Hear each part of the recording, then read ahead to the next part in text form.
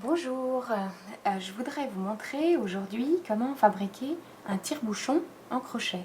Alors je l'ai fait assez grossièrement, mais ça peut être fait de façon très fine avec un fil beaucoup plus fin et un crochet beaucoup plus fin. Mais pour les besoins du cours, il était plus sympa de montrer quelque chose d'un peu plus gros et de montrer le principe. Voilà, c'est en fait du crochet qui tourne comme ça, comme une vis. Et ça peut permettre, en tout petit comme ça et assez long, sur le haut d'un bonnet, à faire un truc hyper rigolo, ou des bijoux, pourquoi pas, avec un fil un petit peu plus rigide, des jolies boucles d'oreilles, pourquoi pas en minuscule avec un très fin fil de coton à crochet, des tas de petits tire-bouchons comme ça pour faire une espèce de bague à la bague perruque là, de Cartier par exemple, mais en beaucoup moins cher. Bref, vous avez plein de possibilités de déco, de sacs, n'importe quoi. Enfin, c'est un grand classique du crochet que j'aimerais bien vous montrer parce que c'est vraiment super simple. Non seulement c'est simple, mais en plus ça peut avoir beaucoup de variantes. Vous allez tout de suite comprendre que vous avez la possibilité d'être très créatif avec ce principe. C'est très simple. Pour démarrer, vous allez faire une chaînette. Et à partir de cette chaînette, vous allez implanter des mailles. Et je vais vous montrer comment. Alors, pour pouvoir démarrer, comme d'habitude, la façon la plus simple pour ne pas se tromper au nœud de démarrage, prenez votre fil dans la main, pas trop long parce que sinon c'est pénible à gérer, juste assez pour le rentrer. Vous faites 2 fois le tour de votre doigt. Vous allez passer le premier fil qui est vers la gauche vers la droite et le fil qui est toujours vers la gauche, encore une fois vers la droite, au-dessus de votre doigt. Une fois que vous avez fait ça, vous avez votre petit nœud de démarrage sans peine et sans souci. Vous allez mettre votre crochet là-dedans et vous allez faire une chaîne pas trop lâche, pas trop serrée. Pour les débutants, un peu lâche, c'est pas plus mal. Pour les autres, un peu plus serré, c'est pas plus mal. Quoique, voilà, moi j'ai fait une chaîne assez lâche et finalement, c'est très correct. Donc vous allez laisser votre fil autour du crochet sans tirer trop fort, sans que ce soit trop lâche. C'est parti. Pour faire une chaînette, il faut faire des jetés et glisser ces jetés dans la maille qui se trouve sur votre crochet. Un jeté, c'est vers l'arrière, de l'arrière vers l'avant. Vous tenez votre fil de démarrage comme ça et vous allez passer. La difficulté du crochet pour les débutants, c'est comment tenir tout ça. De l'arrière vers l'avant, vous tenez et vous faites passer le fil. De l'arrière vers l'avant, vous tenez, etc. Et là, vous allez faire 20 mailles. Pour compter ces mailles, c'est très simple. Vous allez compter les petits V qui sont là. Pas le nœud de démarrage, pas la boucle qui est sur votre crochet. Donc là, on a 1, 2, 3 V. On a fait 3 mailles, il en faut 20. 4, 5, 6, 7, 8, 9, 10, 11, 12, 13, 14, 15, 16, 17, 18, 19 et 20. Une fois qu'on a fait 20 mailles, on peut les compter. On les met à plat, on voit bien qu'on a une sorte de petite tresse. Sur cette petite tresse, on a des petits V comme ça. Voilà. Et chaque petit V est une maille. 1, 2, 3, 4, 5, 6, 7, 8, 9, 10, 11, 12, 13, 14, 15, 16, 17, 18, 19, 20.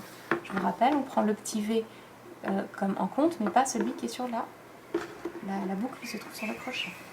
Là, on va piquer non pas dans la première boucle qui suit la boucle du crochet, mais celle d'avant. Et on va faire ce qu'on appelle une maille serrée. Une maille serrée, vous le verrez dans nos cours de base de crochet, mais je vais vous le montrer. On va piquer dans la partie haute du V. Vous tenez la tresse comme ça devant vous. Vous avez une barre haute et une barre basse du V. Dans la barre haute du V, vous allez piquer. Vous allez faire un jeté, toujours de l'arrière vers l'avant, toujours le même principe. Et vous allez tirer ce jeté par cette petite barre. Ensuite, vous allez faire un deuxième jeté et vous allez tirer ce fil par les 2 fils. Ça s'appelle une maille serrée. Ensuite, vous allez continuer à faire ça 4 fois dans chaque maille de votre chaînette. Et c'est en fait l'excès de mailles dans un truc droit qui va faire que ça va se tourner sur soi-même. il n'est pas normal d'avoir 4 mailles dans une maille de chaînette. Donc comme ça ne peut pas être droit, ça va tourner sur lui-même. Voilà le principe. Alors on en a fait une, on va continuer. On pique directement, un jeté, on fait un deuxième jeté, on tire par les deux. On pique, un jeté, on tire par les deux. Voilà. On pique, un jeté, on tire par les deux. Pour pouvoir calculer, parce qu'on a oublié combien on en a fait, on regarde combien on a fait de sortes de petites barres en fait. Ça ressemble à des petites barres. 1, 2, 3 et 4. Normalement, j'en ai 4, je peux avancer. Il faut bien tenir dans sa main la chaînette, parce que quand on n'a pas l'habitude, la chaînette elle va se tordre comme ça et on ne sait plus du tout où est-ce qu'il faut piquer. Et en fait, c'est très simple quand la chaînette est bien droite, parce qu'elle ressemble à une jolie petite natte et on sait qu'on doit piquer dans la barre du haut du petit V suivant. Alors on tient bien sa chaînette bien droite comme ça et on va piquer dans le petit V, dans la petite barre du haut. Et on continue. 1, zut, 2, oups, 2, on pique, 3 et 4. Suivante. Où est-ce qu'il est mon petit? Alors, pour bien regarder, on va sortir ça. On est bien là. On va écarter tout pour bien se concentrer sur ce qu'on fait. Ici, on a cette maille de chaînette qui est distendue. La suivante, c'est celle qui est toujours intacte. Oups, vous voyez bien là? Ici. Voilà. Ensuite, ce sera celle-là. Ensuite, ce sera celle-là. Ensuite, ce sera celle-là. Donc, on voit bien celle qui est prise, qu'il y a plein de mailles dedans. C'est bien la suivante où il n'y a rien dedans, dans laquelle on doit piquer. Voilà. Donc, on va piquer dedans. Et on va faire une maille. On va se laisser un peu de mou côté fil. 2 mailles. 3 mailles. 4 mailles. Maille suivante. Une maille. 2 mailles. 3 mailles. 4 mailles. Bien faire attention au pic. Quand on n'a pas l'habitude, il faut aller un petit peu plus lentement que moi. On regarde bien où on est. On pique dans la suivante. Une maille. Oups. Une maille. 2 mailles. 3 mailles. Et 4 mailles.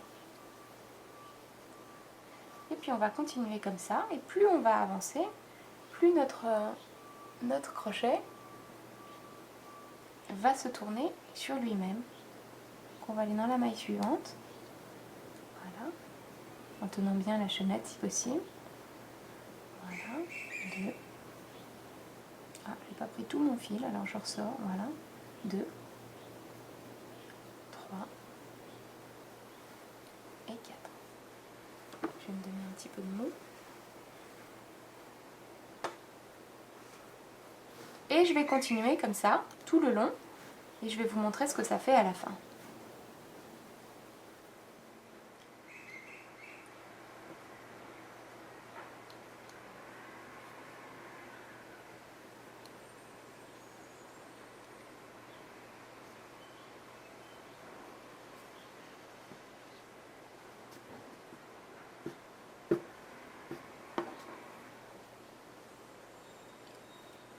Donc là, on arrive à la fin.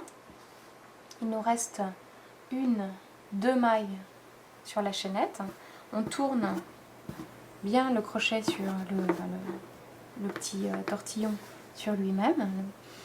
Et on va continuer donc à piquer et mettre ces 4 mailles. Et là, en fait, ce qui est important de comprendre, c'est que vous faites les mailles que vous voulez finalement. Là, je pourrais être en train de faire une bride, par exemple. C'est-à-dire une maille beaucoup plus grande. Je pourrais, en fait... Vous pouvez non seulement faire varier le type de maille que vous allez faire, si par exemple vous avez un fil qui est extrêmement fin, vous allez pouvoir faire uniquement des brides. Alors vous allez pouvoir voir les brides, comme on fait des brides sur notre chaîne YouTube, les cours de base de crochet.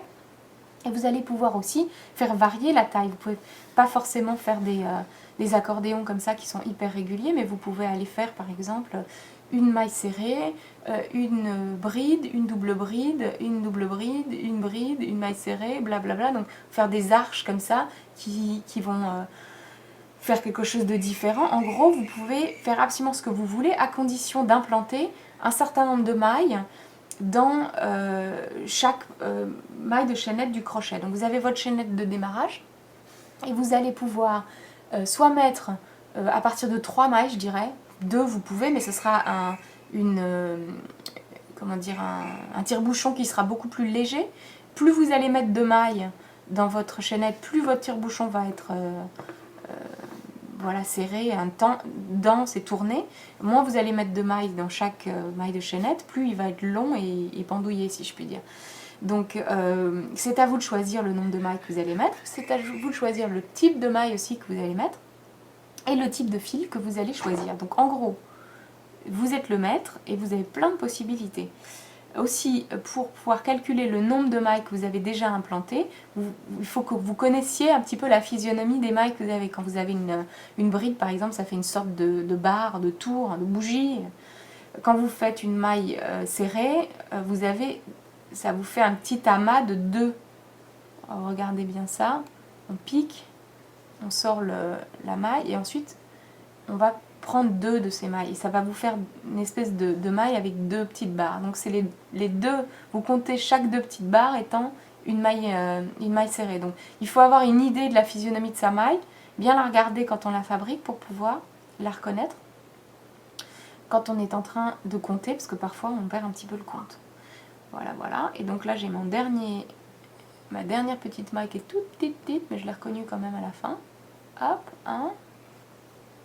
Oups, alors là, pas tout pris là. Voilà. 2, 3 et 4. Donc voilà, j'ai fait mes 4 dernières. Il faut bien tourner soi-même hein, le petit tourniquet. On coupe ici. On fait sortir le petit fil de queue par la boucle. Voilà. Donc vous pouvez faire un petit nœud avec les 2 fils qui vous restent pour que ça rentre bien, que ça fasse bien un joli accordéon, un joli vis. Et puis ensuite vous allez pouvoir rentrer ces fils en fonction de l'usage que vous allez faire de votre engin, si je puis dire. Vous allez planquer le fil là où ça se voit pas. Donc soit vous allez vous mettre les fils par dessous, comme ça vous allez les glisser comme ça dans les mailles, là, par dessous, les 2 fils. Hein. Hop. Clac, clac, clac. Soit vous allez, si vous allez prendre ça en hauteur, vous allez vouloir plutôt cacher les fils par dessus. Enfin bon, vous cachez les fils là où ça se voit pas. Et puis vous aurez un résultat impeccable. Donc voilà les petits tire-bouchons au crochet. À vous de faire varier les tailles de fil, les tailles de mailles et le nombre de mailles implantées dans la chaîne pour pouvoir faites vos essais et amusez-vous bien. Vous allez pouvoir faire des trucs super avec ça. Voilà, à vous de jouer. À bientôt. Au revoir.